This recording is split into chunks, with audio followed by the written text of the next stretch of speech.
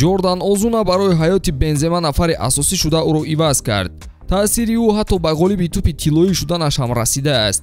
ин духтар ки аст ва шахсони наздик ба Бензема киҳо мебошанд? мо оиди ин ва дигар тарафҳои муҳими Карим ҳарф хоҳем зад. бача лайка фаромӯш накӯ. дӯстон, навори мо бо дастгирии ширкати Yagex омода шудааст. тамошои ҳама рақобатҳои варзиширо бо хизматрасониҳои шарики мо Yagex боз ҳам ҷолибтар гардонеду бо коэффициентҳои баланди он фоидаи пулӣ ба даст оред. дар Yagex регистратсияи осон ва пардохт аз тамоми гӯшаҳои канори дунё, вале муҳимтар аз он бонус то $100 бо промокоди таҷфуд. силкаи зарурӣ дар комментария. ба ҳама муваффақият. ҷордан Озуна аз амрико мебошад. ӯ дар ҳавайи соли 1990 таваллуд шудааст, яъне 32 сола мебошад. дар аввали корномааш Ҷордан дар тарабхонаи машҳури Хутерси Лас-Вегас кор мекард. як вақт ӯ бо посбони соҳилӣ оиладор шуда буд, вале баъдан ҷудо шуданд. айни ҳол дар ҷаҳони муд модели машҳур гаштааст. Ҷордан бо ширкатҳои амрикоӣ зиёд шартнома дорад, ки ӯро дар Instagram машҳур сохтааст. вақте ки мо наворо омода месохтем, ӯ 485 000 обуначӣ дошт. албатта ки ҳоло мухлисони футбол ӯро ҳамчун одаме медонанд, ки дили Бенземаро рабудааст. Карим аксар вақт муносибаташро махфӣ нигоҳ медошт, вале шоҳид шудем, ки ӯ ҳамаро ба чашми мардум нишон дод. моҳи май тахмин мерафт, ки Ҷордан ба Париж рафта Бенземаро дар финали Лигаи Чемпионҳо мухлисӣ мекунад. чанд вақт пеш ӯ дар Instagram посте кард, ки дар оғӯши Карим буд. ана ҳамон замон муносибаташон аниқ шудан гирифт. баъдан бошад аксҳои суҳбати видеояшон низ дар хабарҳо пайдо шуданду ҳамчунин дар таътиле якҷо истироҳат рафта буданд. ана дар маросими Франс футбол ин ду ҷуфт якҷо омаданду дигар саволе дар сари рӯзноманигорон нагузоштанд. онҳо бо ҳам хушҳол ҳастанд, ки далелаш ана ин аксҳои Ҷордан мебошад. умедворем то охир ҳамин хилханда дар лаб мемонанд. шаби гузашта зебо буд, касе бештар аз ту ба он сазовор набуд. инро Озуна дар Инстаграмаш як рӯз баъди ғолибияти Бензема дар Балон Одор навишта буд. барои Карим мисли аксари мо оила аҳамияти калон дорад.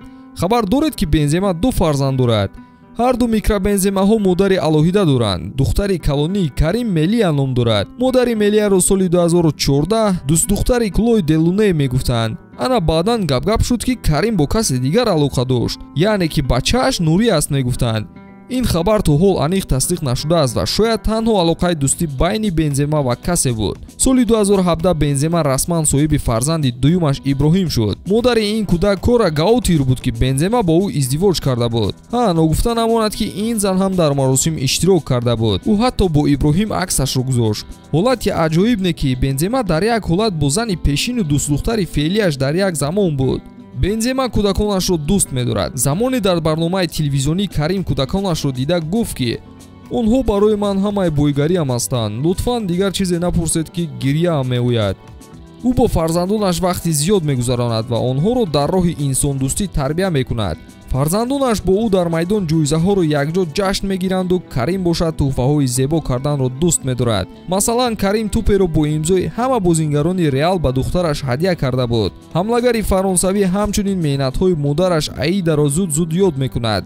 вақти гирифтани тӯпи тиллоӣ ӯ модарашро ба саҳна хонда чунин суханонро гуфт. ин модарам буд, ки ба орзуҳои тӯпи тиллоӣ гирифтанам бовар мекард. ба ӯ ташаккур мегӯям.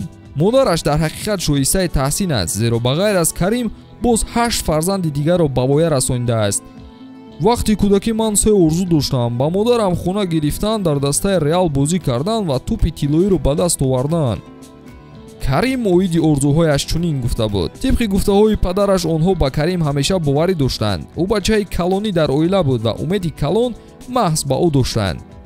мо 3 духтар доштем ва мехостем писардор шавем. баъдан Карим ба дунё омаду хурсандиамон ҳадду канор надошт.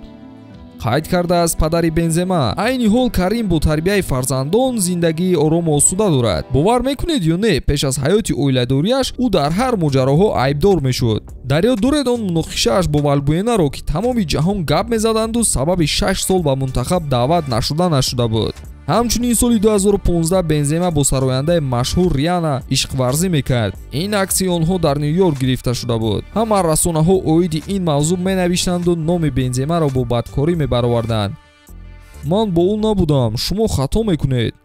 Карим оиди гузаштааш инро гуфта буд. Ҳамон вақтҳо Бензема бо пости аксҳои вақтхушиаш ҳаловат мекард. Ҳатто пеш аз бозиҳои муҳим дар Лигаи Чемпионҳо ӯ бо дигар корҳо машғул мешуд. Сайругашти шабона қисмате аз ҳаёти Карим шуда буд. Албатта ки онҳо монеа барои ҳама қувваашро нишон додан мешуд. То соли 2015 Бенземаро ҳамчун бадкору бемасъултарин футболбози касбӣ мешинохтанд. ӯ аллакай падар шуда буд, вале дунболи дилхушӣ мегашт ки сабаби нокомиҳояш дар майдон мешуд. Баъди оиладоршавию тавлиди фарзанди дуюм Бензема тамоман тағйир ёфт. ӯ ба ҳаёти осоишта баргашта тамрину тарбияи фарзандонро ба дӯш гирифт. Ҳамчунин Карим намуна барои насли ҷавони футбол гашт. Бензема мисоли беҳтариneст ки одам метавонад дар дил хова худро ислоҳ кунаду аз чашмнорас ба нафари якуми футбол табдил ёбад. Агар навор писанд шуда бошад, лайкро зер кунеду дар комментария нависед ки то кай Карим дар топ боқӣ мемонад. Ин буд навори имрӯза оиди Карим Бензема.